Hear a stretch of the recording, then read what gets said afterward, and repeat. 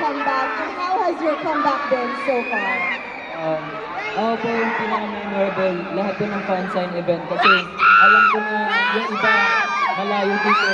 Pupunta talaga sila para makita kami kung saan lang kami sinusundan talaga nila. So every fansign event po yung pinaka-memorable sa akin. I love you all anchors.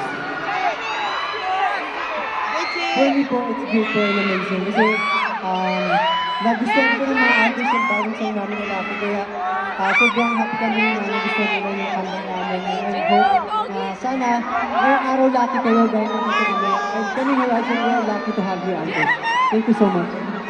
Let's hear it! Show of hands! Sino dito galing na out of town? Ang dami!